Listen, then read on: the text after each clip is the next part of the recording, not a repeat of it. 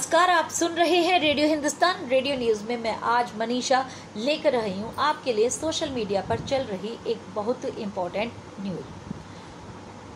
News है कि जो हमारे अपने देश के लोग हैं उन्हें भड़काया जा रहा है अपने भारतीय उद्योगपतियों के अगेंस्ट। ये जो विदेशी फंड के साथ जो ये विपक्ष या फिर जो और लोग, ये जो गैंग पूरा चल रहा है, इस तरह से दुष्प्रचार कर रहा है कि जैसे जितने भी भारतीय उद्योगपति हैं वो सारे चोर हैं और उन्होंने लूट के धन से अपने महलों को बनाया हुआ है।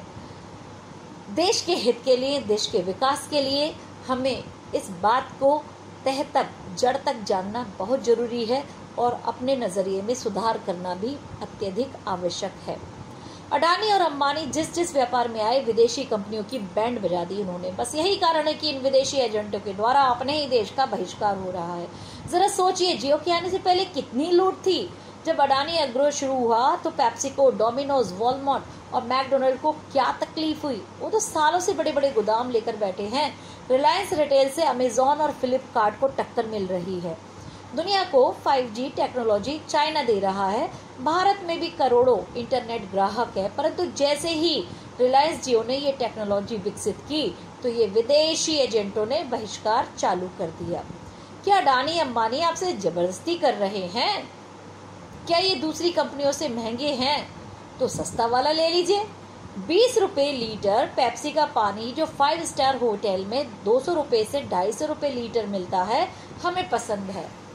Twinkle and twinkle, twinkle twinkle little star वाली संस्कृति के लोग, विदेशी कंपनियों से तो उनको कोई प्रॉब्लम नहीं है, लेकिन फिर उन्हें अपने ही देश के उद्योगपति से क्यों प्रॉब्लम है? पतंजलि वाला बाबा क्या आपको जबरदस्ती कोई प्रोडक्ट बेच रहा है? हाँ, वो हल, कोलगेट, ITC जैसी विदेशी कंपनी को टक्कर जरूर देता है। फिर नफरत क्यों, दुष्प्रचार क्यों? ये विदेशी कंपनियां भारत से अरबों खरबों रुपए का बिजनेस करती हैं, हर महीने करोड़ों के विज्ञापन मीडिया को देती हैं, तो क्या वो देशी कंपनियों को बदनाम करने के लिए कुछ करोड़ इन नेताओं और लीडर्स को नहीं दे सकती क्या? इन विपक्ष समर्थक जो ये लोग हैं वो सब केवल मोदी विरोध के चक्कर में अपने ही देश के लोगों का बहिष्कार क्यों करते हैं? क्या अडानी और अंबानी नरेंद्र मोदी के आने के बाद ही बिजनेसमैन बने? क्या वो पहले भिखारी थे? या पहले की सरकारों ने उन्हें कोई बिजनेस नहीं दिया या उनको सपोर्ट नहीं किया? अपनी इस सोच से दरअसल लोग विदेशी ताकतों के एजेंडे को बढ़ा रहे हैं, अपने ही देश का नुकसान कर रहे हैं। अरे तुम ही हो जो स्वदेशी भारत का विरोध कर रहे हो, कहते हो कि रुपया कमजोर क्यों हो रहा है। अरे भाई, जब अपने ही देश के लोगों का विरोध करोगे, अपने जो स्वदेशी उद्योग है उनका विरोध करेंगे, तो भारत का रुपया कैसे स्ट्रांग होगा? याद है, यही अडानी और अंबानी का बहिष्कार सबसे पहले राहुल गांधी ने राफेल सौदे को अटकाने के लिए किया था। फिर झूठ फैलाने के लिए कोर्ट से माफी भी मांगी थी। फिर ये विरोध हुआ शाहीन बाग में, हुआ कि नहीं बताओ? CAA से इनको क्या लेना देना?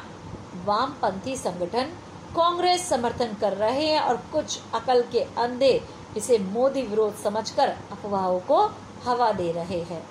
यह जो सरकार इतनी योजनाएं चला रही है, यह पैसा टैक्स से ही आता है। हमारे देश की कंपनियां आगे बढ़ेंगी तो देश का पैसा देश में रहेगा और लोगों को रोजगार भी मिलेगा। बाकी तो सब सारे समझदारी है। यहाँ पर एक ऐसा इंसान जिसे अपना काम धंधा नहीं चलता, जिसकी अपने घर में नहीं चलती, वो देश के आर्थिक ज्ञान के बारे में, आर्थिक स्थिति के बारे में, इंडियन इकोनॉमी के बारे में ऐसे ज्ञान बगाड़ता है कि जैसे भैया अभी PhD करके आए हों। अभी इसमें कोका कोला 1980 में भारत में आई और 11 soft drink, Indian soft drink या और जो ब्रांड्स थे उस समय, उन पर कब्जा कर लिया, है ना। कोई विरोध नहीं हुआ, कोई शोर नहीं हुआ। कुछ कोका कोला ने दिया और कुछ पेप्सी ने लिया। अमेजॉन लगभग हर शहर के बिजनेस व धर्म पर हमला कर रहा है। कोई विरोध नहीं, कोई शोर नहीं। Blue dart, DHL and FedEx जैसी कुरियर सर्विस आई और अपने जहाज भी लाई। अब उनका कब्जा पूरे बिजनेस पर है कुरियर के। क्या कोई विरोध हुआ, कोई शोर हुआ? सुना आपने? नहीं। चाइनीज और कोरियन मोबाइल भारत में छा गए, सबने लपालप खरीद लिए। क्या कोई विरोध हुआ, कोई शोर हुआ? No, not at all. Nestle, Maggi, ITC, Pepsi ने फॉर्म सेक्टर में प्रवेश किया। कोई विरोध नहीं, कोई शोर नहीं। Vehicles manufacturing industry, two wheelers, वाहन और स्कूटर उद्योग में होंडा, हुंडई आदि ने अपना वर्चस्व जमाया, जबकि हमारे ऑलरेडी बहुत सारे उद्योग थे, लेकिन कोई विरोध, कोई शोर नहीं हुआ। लेकिन भारत के अडानी अंबानी जैसों के कृषि क्षेत्र में प्रवेश पर अचानक विरोध क्यों? क्या वे जबरन हमारी फसल खरीद सकते हैं? कभी सोचा? नहीं। क्या पतंजलि भारत के लिए खतरा है? खतरा कौन है भारत के लिए? ISI और या पतंजलि, अडानी और अंबानी? फैलाया तो ऐसे ही जा रहा है कि सबसे बड़ा खतरा देश के लिए, आम लोगों के लिए अडानी और अंबानी है। क्या आपके अंदर इतने गट्स हैं कि आप इतने रोजगार जनरेट कर सकते हैं, देश की इकोनॉमी को सपोर्ट कर सकते हैं? यदि है तो आगे आइए, किसने रोका है? कोई भी कंपनी या व्यक्ति किसी किसान से उसकी जमीन जबरन नहीं ले सकता या ऐसे ही किसी की पैदावार अर्थात फसल नहीं ले सकता जिसमें किसान की अनुमति नहीं है। तो फिर इतनी चीख पुकार क्यों? क्या एक्सप्लॉयटेशन विदेशी से करे तो वो भी जो है एक पाक साफ कार्य है, और जब अपना व्यक्ति अपनी सिर्फ मेहनत के पैसे वसूले तो वो भी गलत हो गया।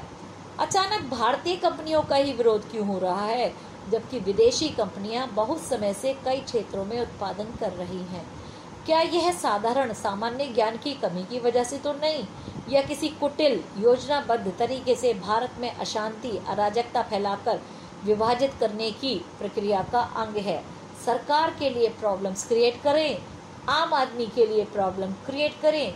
आम आदमी जो चैन की नींद सो रहा है तो चैन से सोना है तो जाग जाइए और जरा गौर फरमाइए कि ये जो राष्ट्र विरोधी ताकतें हैं आपके मासूम मन का कैसे उपयोग कर रही हैं देश को तोड़ने में।